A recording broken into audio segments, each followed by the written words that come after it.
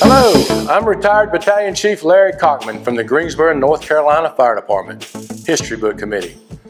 We're here today at the Greensboro Historical Museum. I'm standing in front of the General Green, the first steam pumper, or as they called it back then, a steamer.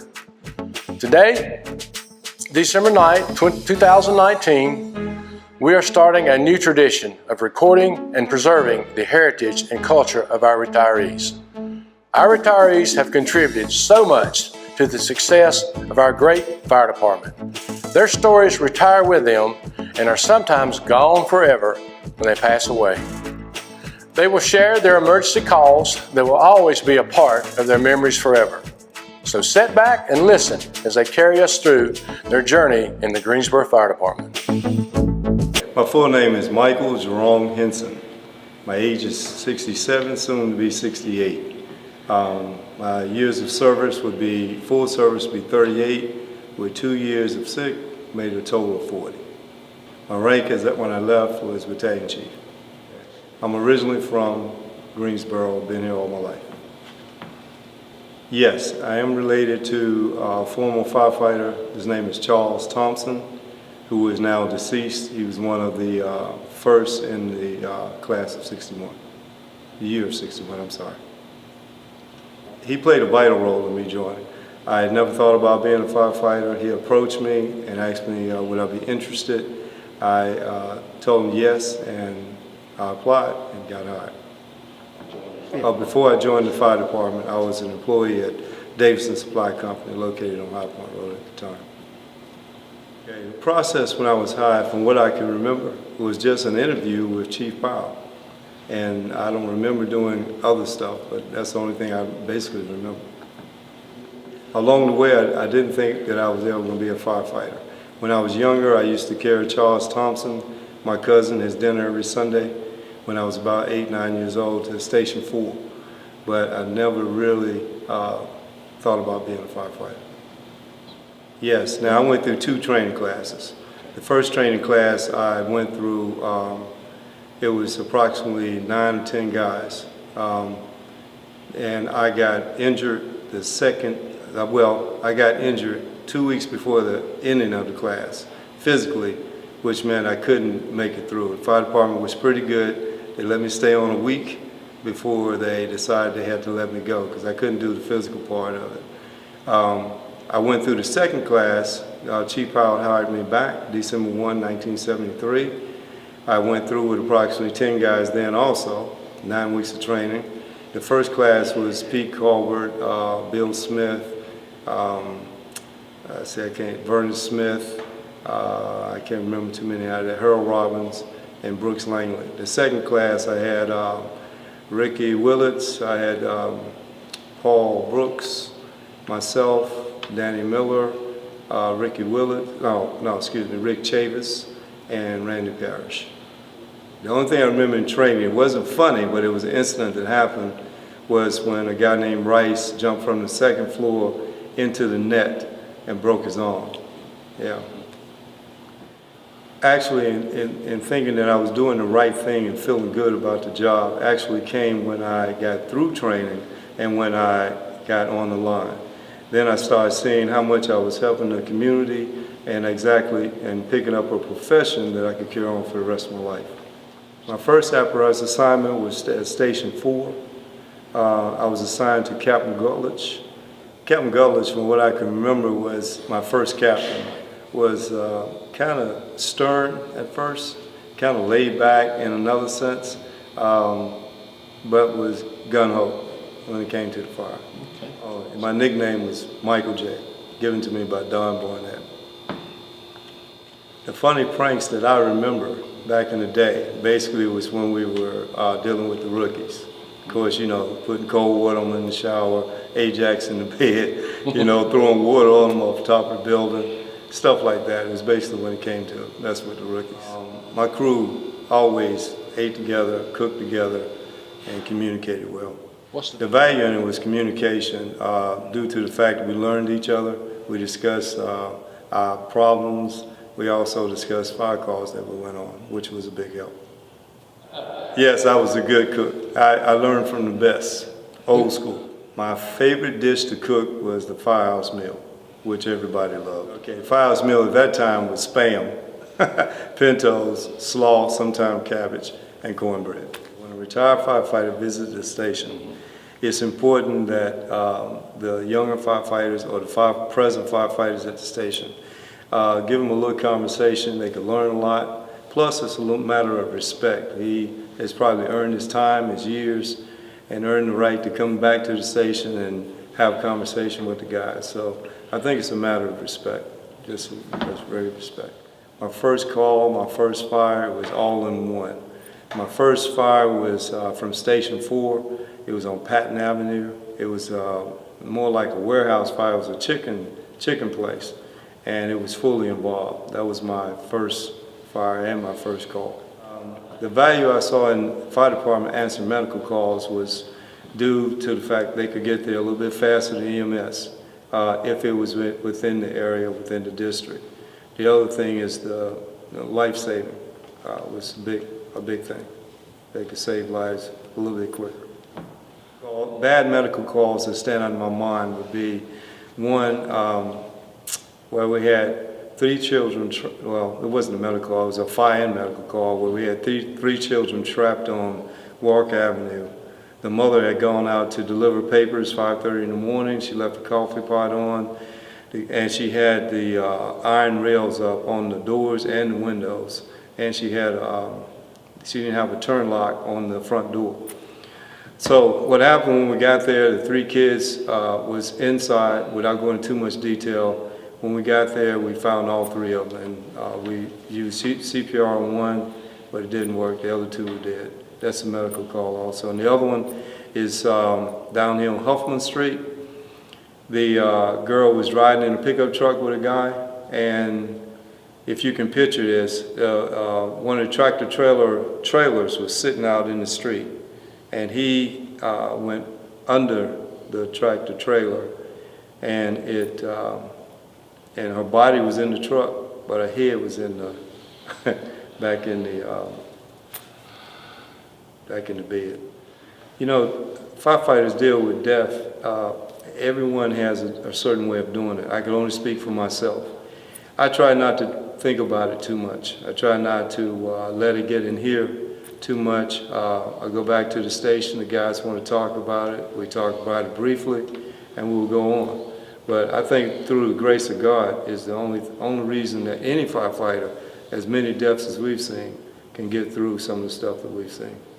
9/11 affected me in a very, very sad way because it was my fellow firefighters that got injured.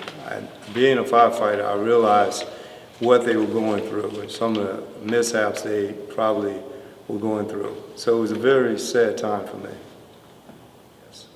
Well, I have numerous people that my mentors during the time I was coming up, which is probably a large number. I had guys like Raymond Cockman, I had Johnny Teeters, I had Don Barnett, I had Captain Farmer, Captain May, but my real mentor was Roy Mark. When I came out of my second class, I was assigned to Station 5, and Roy adopted me, took me under his wing, told me my left from my right, and told me right from wrong, and helped me along the way a lot. So he was my mentor. But other guys like Raymond and Johnny and Barnett and Farmer and Mabe and all those guys, they were people that I looked up to. Did I have any challenges along the way? Yes. My first challenge was getting through rookie school, training. That was my first challenge. My second challenge was getting in with all the guys and learning everything that there was about the fire department outside of training. And my next challenge would be getting in the promotion status of captain, battalion chief, fireman 2, all that kind of stuff. Okay, changes in GFD since my time up to now probably. Well, that would be, look, we had changes in uniform because we used to have to wear a tie and shirt every day coming to work. So now we just wear a blue shirt, blue uniform. That was one. Apparatus has changed. We were the open cab crew. Now they're the closed cab crew. the pumps on the truck, everything about that. The stations, tremendous change from what we had. And, and the personnel has changed a little bit too from what we used to have. Well, they seem to be a little bit more energetic, more into, and I'm gonna tell you something, they seem to be a little bit more energetic, but they also seem to be a little bit more mindful of the, what they eat, stuff like that. I would do it all over again if I was physically able. Would I do anything different? I would probably push myself a little bit more to accomplish my goals. Anytime I saw death, it was heartbreaking, especially if it was a kid. So basically that's about it. My proudest moment in GFD, had a couple of them. One was, like I said before, getting through training. That was my proudest moment. My other proudest moment was when my son joined the fire department. That was a big plus for me. I was glad to see him join. My other proudest moment was making battalion chief. The way I dealing with firefighters that died within our organization during my time. Raymond Cochran, for instance, a guy I really looked up to. But the thing that we all should understand and realize is that I always refer to the guys at the fire department as my second family. And I remember in Catholic school when I was in there, we had a small group. I remember the nun telling us that, we didn't realize that at the time, but we were actually family, And I relate that to the fire department. When the guys are there and I work with them a long time, I actually look at them as family. So when losing a fellow firefighter on duty, it kind of hits home with you a little bit. Female firefighters, it was really no adjustment. It was fine. The first female I worked with was Edie Bailey, and Edie is a comedian. And Debbie Butler was the second one I worked with. They had their own living quarters. I had no issues with that. We all gelled in together. We had a good time. We fought fire together, and it worked out well. The roles of firefighters today compared to the roles back in my day, you got the hazmat team, you got, of course we had the squad, you got high-rise team, which take care of that, and you also got the bike team, which is out 43. We got 3 special teams there. Other roles I think will come in doing community service. I think they're more involved in doing things in the community than we were at the time. What would I consider a successful firefighter?